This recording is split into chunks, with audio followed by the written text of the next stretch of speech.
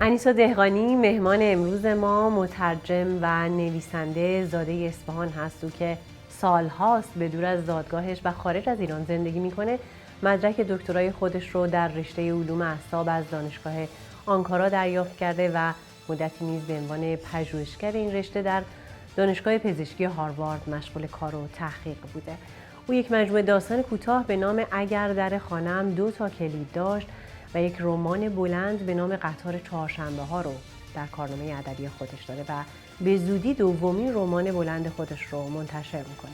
در مدتی که در آمریکا ساکن بود، فرصتی پیش آمد که با او در زمینه آثار ادبیش به گفتگو بشیم.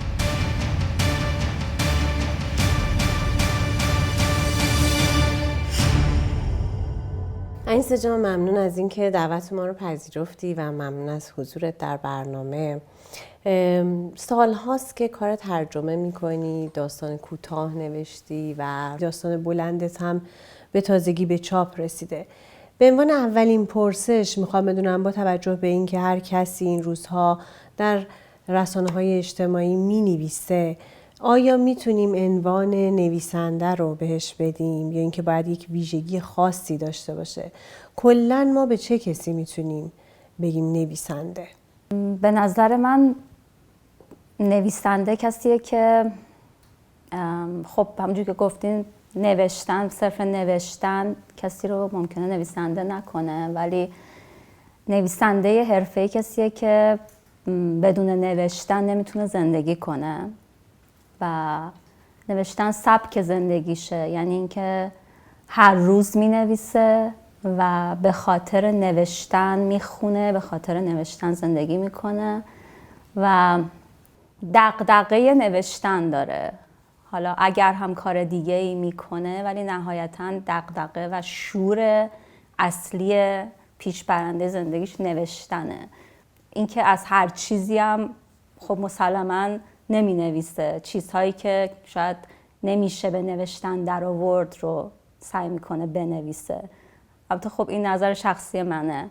من یاد اون گفته ویلیام فاکنر میافتم که میگه نویسنده مثل یک جن زده‌ای میمونه که شیاطین نوشتن رو به جونش انداختن که نمیتونه از دست اون رها بشه، نمیتونه با نوشتن به شادی برسه، ولی جز اون هم نمیتونه کاری بکنه.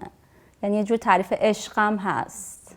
فکر کنم نویسنده شاید برای من اینطوری تعریف میشه، کسی که بدون نوشتن نمیتونه زندگی کنه، کار روزانش. تو با یک سری مجموعه داستان کوتاه داستان نویسی رو شروع کردی و بعد بلافاصله رفتی سراغ داستان بلند. چطور شد که به قطار چهارشنبه ها رسیدی؟ یک کمی برامون از داستان کوتاهت در اگر در خانه‌ام 2 کلید داشت و رمانت قطار چهارشنبه ها بگو. اگر در خانه‌ام 2 کلید داشت مجموعه داستانیه که درسته قبل از رمان قطار چهارشنبه ها منتشر شد، ولی داستان‌های کوتاهی که در اون نوشته شد الزاماً همه قبل از قطار چهارشنبه ها نوشته نشد، بعضیاش بعد از اون بود، ولی به هر حال تصمیمم بر این بود که اول مجموعه داستان کوتاه منتشر بکنم. من کلاً با نوشتن داستان کوتاه شروع کردم، یعنی اولین باری که شروع کردم نوشتن داستان کوتاه می نوشتم، فقط شاید 2 سال 3 سال فقط داستان کوتاه می نوشتم و فقط می نوشتم، منتشرم نمی کردم و تجربه نوشتن قطار چهارشنبه ها در واقع دغدغش یا انگیزش خب به حادثه‌ای که در زندگیم اتفاق افتاد و گرفتار شدن و زندان برمیگرده که بعد از اون شروع کردم به نوشتنش و بعد با رمانای دیگه ادامه دادم. ولی به طور اگه بخوایم زمانی تقسیم کنیم، من یه زمانی اول داستان کوتاه فقط می نوشتم و بعد در واقع تغییر دادم روی رمان سبک نوشتنم. بخشی از داستان 20,000 قدم در آینه از کتاب اگر در خانه‌ام 2 کلید داشت. انسان‌های مهربان آن شب دیگر به سراغم نیامدند. همسایه‌ها سوئیچ ماشینشان را به من ندادند تا اگر خواستم بروم بیمارستان بستری شوم. فریبا انصاری و سروناز و دخترک موچتری دانشگاه سراغم را نگرفتند. خاله مهری و مرد جوان دیگر نگران چیزی نبودند. استاد دانشگاه هم کتاب حل مسائل هستی را برایم نفرستاد. یادم هست آن شب درست همینجا ایستاده بودم و سخنرانیم را تحویل آن جماعت خاموش دادم. پس از اینکه همه پی کار خود رفتند، ملافه سفید را روی آینه قدی بزرگی که به دیوار تکیه داده بود انداختم تا هیچ نوری را از جایی به جای دیگر باز نتابانند. رمان قطار چهارشنبه همونطور که گفتیم به رنج‌های باهاییان بعد از انقلاب و دهه‌های اخیر پرداخته و به نوعی تاب و شکنی هستش. گرچه من دوست دارم از واژه فرهنگسازی استفاده کنم، چون هر تاب و شکستنی در زمانی بعدتر به فرهنگسازی اون مرز و بوم کمک میکنه. اینکه پدری از عقیده خودش به نفع خانواده‌اش کوتاه نمیاد و تمام مراودات این دو نسل رو تو به زیباترین شکلی در کتاب خودت آوردی. اما در نسل‌های اخیر من با فرزندان و اعضای خانواده این افراد روبرو شدم که با ذهنیت متین فردوسیان جلو نرفتن، با کاری که پدر یا اعضای خانوادهشون کردن موافق نبودن و زندگیشون دچار تغییر و تحول شده. چقدر درگیر این داستان بودی که چطور این رو روی کاغذ بیاری؟ خودت چطور به این موضوع نگاه میکنی؟ کمی برامون در مورد این موضوع صحبت کن. اول بگم که قطار چهارشنبه ها در کل روایت یک خانواده، زندگی یک خانواده بهایی در ایران پس از انقلاب 57 تا زمان حالا اکنون که با 5 خط روایی، با 5 کاراکتر اصلی، شخصیت اصلی که روایت میکنن میاد جلو در زمانهای مختلف که 4 تا از این 5 شخصیت 4 عضو خانواده فردوسیانن که یک خانواده بهایی هست و یک شخصیت دیگر که راویه هست، کارمند سابق اداره اطلاعات و بازجوی پدر خانواده است. و من سعی کردم از زوایای دید مختلف به یک موضوع یا یک حادثه نگاه کنم یا نگاه بشه و روایت بشه که جانبداری تا حد ممکن کم بشه، چون به حال همونجور که گفتین موضوع حساسیه، هم از این لحاظ که خب رادیکالیسم مذهبی داره توش در واقع صحبت میشه، باهاش بازی میشه بین کاراکترهای مختلف، دست به دست میشه انگار، هر کی از زاویه دید خودش داره تاثیرش رو روی زندگی و روانش میگه. حالا چه این رادیکالیسم مذهبی به صورت اون در واقع بازجوی جمهوری اسلامی بر پدر خانواده که بهاییه در واقع ظهور پیدا کنه، چه به صورت پدر بهایی متعصبی که داره در واقع خانواده‌ش یا فرزندانش رو قربانی سفت و سخت بودن ایمان و اعتقاد خودش میکنه از دید فرزندان. و این در واقع هر دو موضوعات حساسی بود و خیلی از تابوها، خیلی از چیزهایی که بهش پرداخت نمیشه خب تو جزئیات پرداخته میشه بهش توی این روایت، باید بشه اگه که واقعا وظیفه نویسنده چیزیه که اون واقعیت تو هر جور هست نشون بده، اوریان و بی قضاوت. خب مسلماً تقابل نسل ها وجود داره توی این، یعنی فرزندان فردوسیان، رها و سینا، هر کدوم به نوبه خودشون بنابر کاراکتری که دارن با زاویه دید پدر و مادر مخالفت هایی دارن و یه جای تنش هایی ایجاد میشه، بحث هایی میکنن، ولی هر کدوم بنابر در واقع اون شخصیت خودشون. رها یک جور دیگه برخورد داره، سینا یک جور دیگه که قبلا گفتم یا حالا کسایی که میخونن کاملا میفهمن که سینا خب کسیه که از ایران میره و میره دنبال تحصیلات، ولی رها کسی که میخواد تو ایران بمونه، عاشق ایرانه و گرفتار زندان میشه. ولی با این وجود اینا هر دو تقابل زاویه دید دارن با پدر یا مادر و این فکر تا جایی که تونستم سعی کردم اینو نشون بدم توی رمان، چون این یه واقعیتیه که وجود داره، تقابل نسل‌ها در جامعه. آیا این دغدغه خودت هم بوده؟ بله. که بهش پرداختی؟ بله البته 100%. یعنی اگر دغدغه من نبود نمیتونستم بهش بپردازم. به چه فکر می‌کردند؟ حالا هنوز از مرز رد نشده پناهنده هایی بودند که هر کدام گوشه صندلی خود در کوپه‌ای فرو رفته بودند. به چه فکر می‌کردند؟ در آن شب شوم به وسایل زندگیشان که حراج کرده بودند و بقیه را دنبالشان در قطار و ترکیه و هر جای دنیا می‌کشیدند.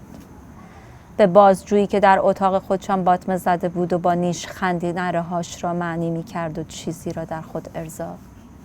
شاید به روزهایی که در شهر خود زیسته بودند، به مدرسه فرزندانشان، به دانشگاهی که دروازه‌هاش به رویشان بسته بود، به قفل‌های دولتی که بر سردر مغازه‌هایشان خورده بود، به گورستان‌هایی که ویران می‌شد، به دوستان و اقوام و همسایگانی که مثل دانه‌های تسبیح به آنها متصل بودند و یک بار تسبیح پاره شده بود و دانه ها هر کدام به گوشه ای از سیاره زمین غلتیده و زیر میز شهرهای بزرگ و کوچک پنهان شده بودند. به هر کدوم از شخصیت‌های داستان به یک اندازه نزدیک شدی. آیا به شخصیتی هست که احساس نزدیکتری داشته باشی؟ اینطور احساس میشه که نخواستی هیچ کدوم از اون شخصیت‌ها رو همونطور که گفتی نمیخواستی قضاوتشون بکنی. آیا شده تا به حال به شخصیت‌های داستان‌هات همزاد پنداری هم داشته باشی؟ توی قطار چهارشنبه ها من سعی کردم با هر حداقل با 5 شخصیت اصلی راوی نزدیک باشم، با هر 5 تاشون. حتی با بازجو، که چقدر کار سختی بود. خیلی کار سختی بود، چون که به هر حال اگه که بازجو قرار داستان خودش رو روایت کنه، به عنوان انسان داره داستان زندگیشو میگه، من باید میتونستم بهش نزدیک بشم تا بتونم داستان زندگیشو خلق کنم، باید میتونستم تصورش کنم، تخیلش کنم و خب سخت بود. و یا مثلا شخصیت پدر خانواده متین فرسانم خیلی سخت بود برای من نزدیک شدم بهش خیلی. یا همدلی کردن باهاش خیلی. شاید حالا که نگاه میکنم اگه بخوام صادقانه بگم، من با شخصیت رها، شخصیت پروانه فردوسیان و حتی مادر. سینا، بله مادر، بیشتر نزدیک شدم با این شخصیت ها. سینا گفت عجیبه که پدر چیزی نگفته بهتون. چشمهای سحن برقی زد و گفت میدونید که ما رو توی دانشگاه‌های ایران راه نمیدن. خیلی از استادای بیهه خارج از ایران زندگی میکنن. بعضیاشون اصلا ایرانی نیستن. خواهر سینا هم داشت توی همین دانشگاه روی پایان‌نامه‌اش کار میکرد که سینا پرید توی حرفش و گفت خیلی توضیح نده حالا. آقای فردوسیان سرش را برگردان طرف سینا. مشکات و مونا ریز خندیدند. مونا ابروهایش را انداخت بالا. سحند ادامه داد شما واقعا چیزی درباره بیایچی نشنیدید آقای؟ پیرمرد چشمهایش را تنگ کرد و زیر لب گفت چرا؟ حالا که گفتی میبینم یه چیزایی شنیدم. اینکه چند نفر از رهبراش رو چند وقت پیش دستگیر کردن. صحبت از یه مجموعه غیرقانونی زیرزمینی بوده گویا. بقیه حرفش را خورد. سینا به آقا و خانم نادری نگاه کرد که گوش تیز کرده بودند و به پدرش که قاشق پشت قاشق عدسی میخورد. پیرمرد گفت حالا اونقدر هم مهم نیست. فقط میخواستم بدونم کجا درس میخونین. شنیدم یه شبکه گسترده بوده و بعضی اساتیدش با اسرائیل مرتبط بودن. خانم نادری دستی به دستبند برلیانش کشید و گل درشت آن را کنار استخوان برآمده مچش میزان کرد. جایی گفتی که من رنج رو در کتابم به رقص در آوردم. آیا این رقصیدن از رنجی که صحبت میکنی رنجی هستش که به عادت و روزمرگی تبدیل شده و یا اینکه نه این یک حس مبارزه هست که داری راجبش صحبت میکنی؟ در واقع کتاب رو تقدیم به او که رنج را رقصاند.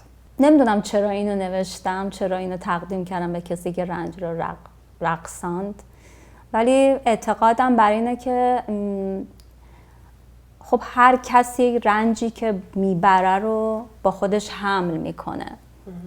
کسی نمیتونه اون رنج رو بذاره یه جایی و ادامه بده به زندگیش. اون رنج باهاش میاد.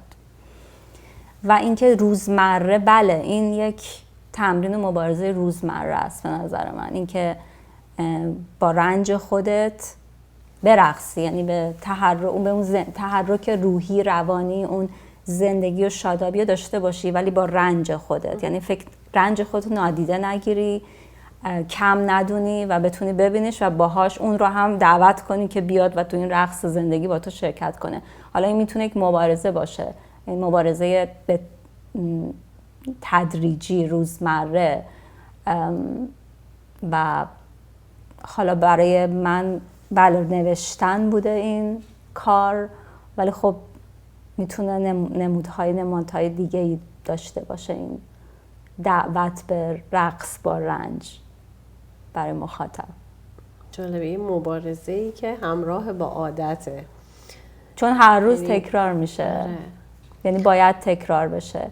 ما فقط به نظر من باید آگاه باشیم، اینکه اگه آگاه باشیم ازش دیگه عادت نیست، ولی ممکنه هر روز تکرار بشه.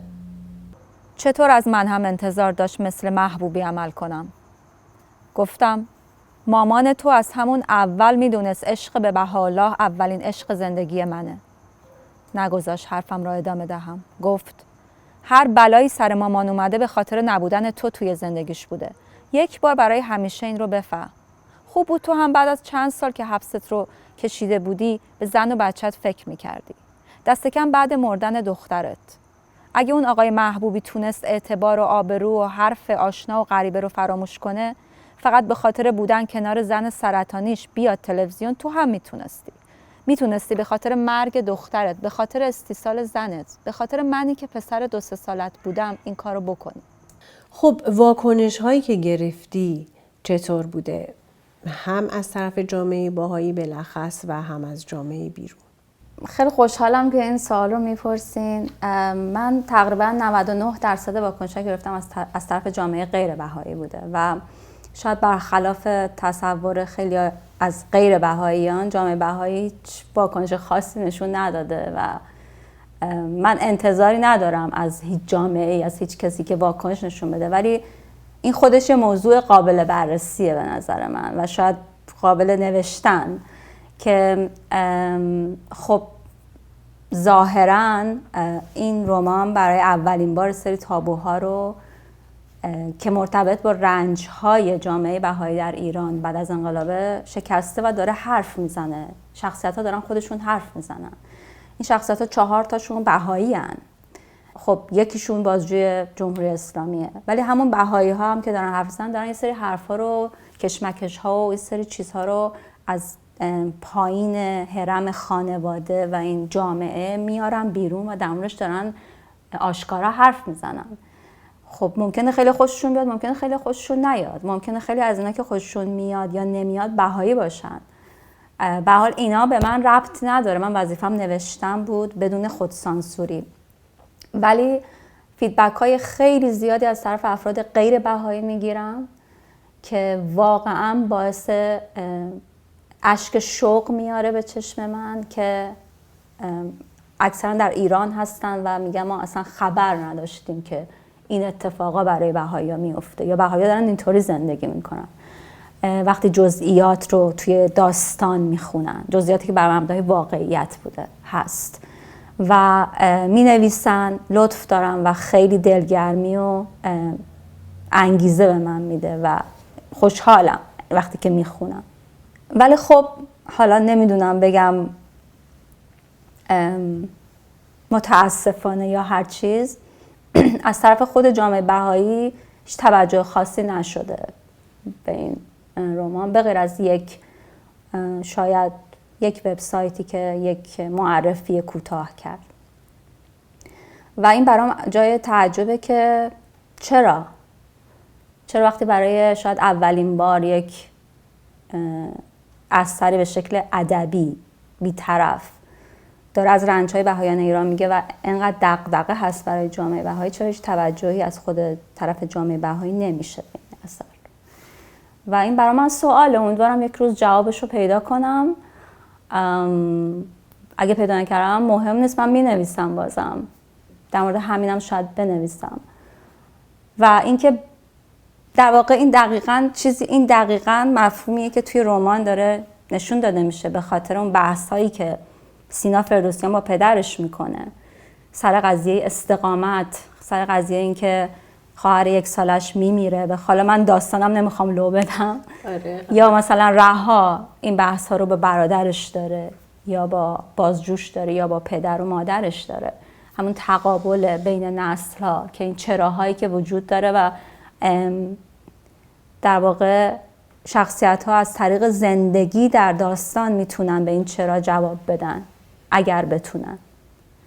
البته فکر میکنم شاید یک دلیل اینکه جامعه بهایی توجه نکرد یا نمیکنه، هنوز نکرده به این رمان این باشه که یک نفر از درون خود جامعه بهایی این رو نوشته. اگر یک غیر بهایی این اثر رو نوشته بود حتما 10 برابر بیشتر توجه میکرد بهش جامعه بهایی، کما اینکه تا حالا اینطور بوده. و اینها هم نمیدونم چرا وقتی که من خودم به عنوان کسی که به عنوان یک بهایی این تجربه رو زیستم و دارم از تجربه‌های زیسته خود اون جامعه، افراد که هنوزم ادامه داره، دانشگاه غیرقانونی زیرزمینی که بهاییان، جوان بهایی حق ندارن توش برن، هنوز ادامه داره. خب منم تجربهش کردم به عنوان یک نفر. زندان رفتم، خود بودن در ایران، حملات به خانه‌های بهاییان، گورستان‌های بهایی. وقتی که یک نفر که خودش بک‌گراند پس زمینه بهایی داره اینا رو می‌نویسه، جامعه بهایی هیچ توجهی نمی‌کنه. ولی اینکه مثلا در وبسایت‌های مختلف در موردش نقد نوشته بشه، معرفی نوشته بشه، وبسایت‌هایی که هیچ ربطی به جامعه بهایی ندارن، حالا اسم نمیارم، به حال هست توی اینترنت دیگه هم میتونن پیدا کنن، ولی جامعه بهایی فقط سکوت میکنه. دوستان بهاییم برام پیام میدن، خیلی پیام دادن، خیلی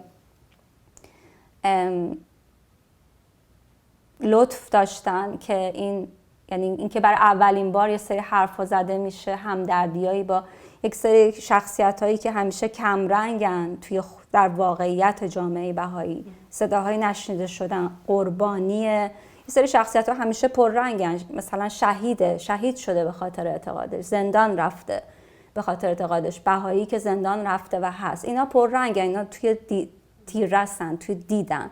ولی اون خانواده، اون همسر، اون فرزندی که داره در واقع رنج میکشه و قربانیه و ممکنه بیماری روانی بگیره، از همپاشیدگی روانی ممکنه که اصلا از ایران بره، ممکنه رها شده بشه، وامانده بشه، هزار اتفاق براش و اونا صدا ندارن.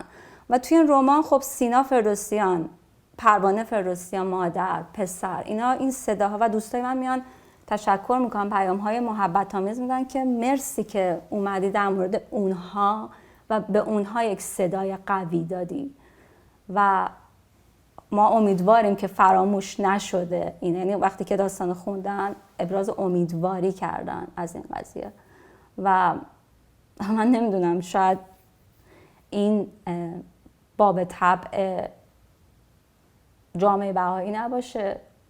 حالا جامعه بهایی به طور کل من میگم، نه به طور فرد. من نمیدونم چرا این اتفاق افتاده یا میفته. به نوعی میشه گفتش که هر 5 شخصیت داستان تو قربانی ایدئولوژی مذهبی هستن. یعنی حتی سبزواری هم، اون بازجو هم همینطوره. 100%. آره، یعنی این قربانی بودن رو هر کدوم به یک شکلی تو بهشون پرداختی. از حرفاش شوکه بودم. اینقدر که نمیتوانستم داد نکشم. قلبم به درد آمده بود. گفتم من محبوبی نبودم. من به هیچ قیمتی حاضر نبودم بیام و حرفای خودم رو جلوی دوربین جمهوری اسلامی نقص کنم. این خیانت به اعتقادم بود. خیانت به امر بود. گفت محبوبی به خاطر شاد کردن زنش در آخرین روزهای زندگیش این کار رو کرد. یک انسان رو قربانی عقاید خودش نکرد. در عوض به خودش تخفیف داد. سخت نگرفت. به یک انسان که از هر چیزی قطع امید کرده بود امیدواری داد. با عملش. اون زن در آرامش محض از دنیا رفت. میدونی چرا؟ چون اطمینان پیدا کرد شوهرش از هر چیزی بیشتر دوستش داره. این ربطی به زیر پا گذاشتن اعتقاد یا خیانت نداره. این ایمان داشتن به زندگی یک انسانه که قرار نزدیکترین انسان به تو باشه و تو در قبالش مسئولیت داری. گفتم حرفایی که بعد از اون احبا درباره محبوبی گفتن چی؟ خودش اینقدر شرمنده بود که حاضر نشد پاش رو توی هیچ جمعی بگذاره. منزوی شد. اصلا معلوم نیست ایمانی براش باقی مون یا نه. ممنون از وقتی که گذاشتی و ممنون از حضورت شما. در برنامه. خیلی ممنون از ممنونم.